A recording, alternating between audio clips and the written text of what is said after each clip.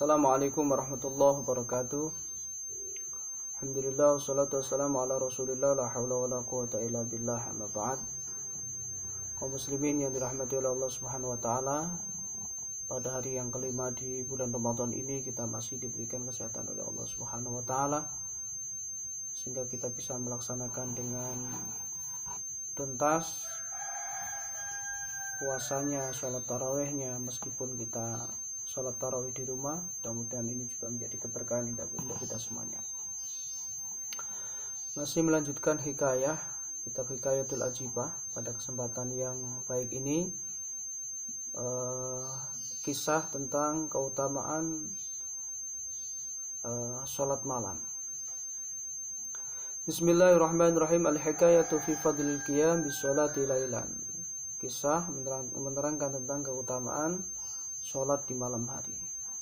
Hukiya anna rajulan ishtari hulaman. Diceritakan atau dikisahkan bahwa sesungguhnya ada seorang laki-laki yang membeli seorang budak.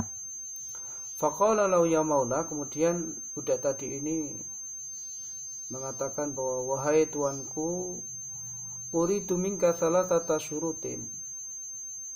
Jika engkau mau membeli aku, maka aku akan mengajukan 3 syarat. Ahada alla tamna'ni 'ani sholati idza dakhala waqtiha. Yang pertama adalah ketika waktu sholat itu tiba, maka jangan engkau cegah aku untuk melaksanakan sholat. Wathani an tastakhdimani bin nahar wa la tashghilni bil lail. Yang kedua adalah aku akan melayanimu di waktu siang dan jangan engkau bebani aku di waktu malam. Wasalits an taj'ala li baitan la yadkhulu ahada ghairi. Yang ketiga adalah buatkanlah aku rumah yang khusus yang tidak ada seorang pun bisa memasuki rumah itu. Faqala lahu, kemudian seorang tuanya tadi ini mengatakan, lakadzalika fangdur ila hadhil buyut. Baiklah, permintaanmu akan aku kabulkan. Maka lihatlah rumah-rumah itu. Fatafa biha hatta ra'a baitan khirban fakhtaruh. Kemudian si budak tadi ini berkeliling melihat rumah-rumah itu. Ternyata ada satu rumah yang rusak, dan justru budak tadi ini malah memilih rumah yang rusak tadi. Faqala lahu maulahu lam ikhtartal khirab. Kemudian seorang tuannya tadi ini kaget dan bertanya, wahai budak, kenapa engkau malah justru memilih rumah yang rusak?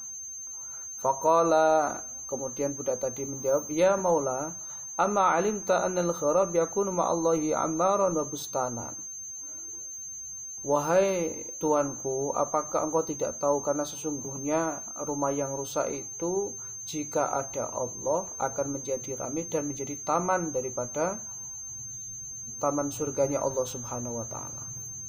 Fasaral hulam ya'wa ilaihi bilail. Kemudian seorang budak tadi ini menempati rumah itu khusus pada saat malam hari. Fa fi ba'dil layali ittakhadha maulahu mujammi'an lisyarabi wallahu. Kemudian di suatu pertengahan malam, seorang tuanya tadi ini mengundang teman-temannya untuk apa? Untuk sekedar minum dan bermain. Falamma intasafal laila wa tafarraqa ashabi qama yatufu fid dari fawqa basru ala hijjatil ghulam. Kemudian di pertengahan malam dan selesai jamuan itu disuguhkan, setelah selesai semuanya dimakan terus teman-teman dari seorang tuanya tadi ini pamit untuk pulang. Setelah itu tuanya tadi ini mengelilingi rumah. Ternyata beliau ini melihat rumah yang rusak tadi ini, di atasnya ada cahaya yang sangat luar biasa. Bahkan cahaya itu sampai menuju ke langit. ketika melihat ternyata seorang budak tadi ini sedang melaksanakan sujud dan bermunajat kepada Allah Subhanahu wa taala. Lalu seorang budak tadi ini berdoa, ilahi aujabat ala khidmati maulana haran walaulau mastaghalta illa bi khidmatika laili wa nahari fa'adibni rabbi. Ya Allah, aku melayani Tuanku di saat siang hari, tapi di saat malam hari aku akan berkhidmah kepadamu, aku akan bermunajat kepadamu, ya, untuk agar aku ini bisa mendekatkan diri kepadamu. Falam yazal maula yang tadri ilaihi hatta tala'al fajr, sehingga seorang tuanya tadi ini sampai melihat kejadian yang sangat luar biasa itu dengan adanya cahaya di atas rumah tadi sampai fajar, ya, sampai fajar, dan atapnya ini masih utuh. Ternyata apa? Ini adalah cahaya yang berasal dari seseorang budak tadi ini melaksanakan ibadah qiyamul lail pada saat malam hari bermunajat kepada Allah Subhanahu wa taala. Faja'a ar-rajulu akhbara imratahu bidzalika falamma kanatil lailatil qabila aqama ar-rajul wa imra'atahu lil hijrati wal kindil mu'allaqun wal ghulam fi sujud wal munajat ila tula'il fajr. Kemudian seorang budak tadi ini mengabarkan kepada istrinya tentang kejadian yang dialami oleh beliau tadi ini. Kemudian di suatu malam seorang tuannya beserta istrinya ini sedang memantau dan melihat di sebelah kamar seorang budak tadi ini, kamar dari rumah yang rusak tadi ini, juga melihat sesuatu yang sama. Ada cahaya yang sangat luar biasa yang memancarkan rumah yang rusak tadi itu. Sehingga keduanya tadi ini memandang terus dengan merasa terheran-heran, ya, sampai menjelang fajar. Lalu thumma da'awal ghulam wa qala law anta harrun liwajhillahi ta'ala. Kemudian seorang tuan dan istri tadi ini meminta didoakan kepada seorang budak tadi ini, dan keduanya mengatakan bahwa engkau adalah hamba yang merdeka di hadapan Allah Subhanahu wa taala.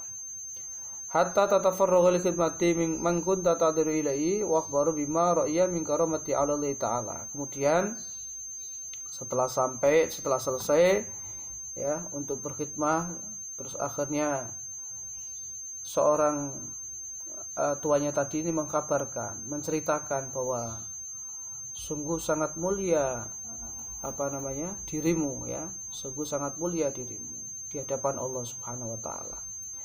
Kemudian setelah budak tadi ini mendengarkan cerita dari seorang tuannya, ya, seorang majikannya, lalu beliau menengadahkan kedua tangannya, ilahi kunta as'aluka alla takshifa sitri wa alla tadharu hali. Ya Allah, ya Tuhanku, kenapa engkau bukakan rahasiaku kepada majikanku ini, dan kenapa engkau tampakkan faida kasatfat bini ilaika fakharra maitanahu ta'ala. Kemudian ketika engkau Tuhanku sudah memperlihatkan rahasiaku kepada seseorang, maka matikanlah aku. Lalu kemudian seorang budak tadi ini jatuh dan akhirnya meninggal pada saat itu juga. Ini menunjukkan bahwa betapa ketika kita ini bermunajat kepada Allah Subhanahu wa taala di dalam keadaan yang rahasia, ini Masya Allah akan mendapatkan sesuatu yang sangat luar biasa dari Allah Subhanahu wa taala. Artinya ibadah ini memang betul-betul tertuju hanya untuk Allah, bukan untuk orang lain. Sehingga bisa kita ambil bahwa ketika kita ini beribadah kepada Allah Subhanahu wa taala, ya, kita harus betul-betul dengan niat yang tulus, niat yang ikhlas, agar kita ini mendapatkan kemuliaan dari Allah Subhanahu wa taala dan mendapatkan pancaran cahaya dari Allah Subhanahu wa taala. Alafu minkum. Assalamualaikum warahmatullahi wabarakatuh.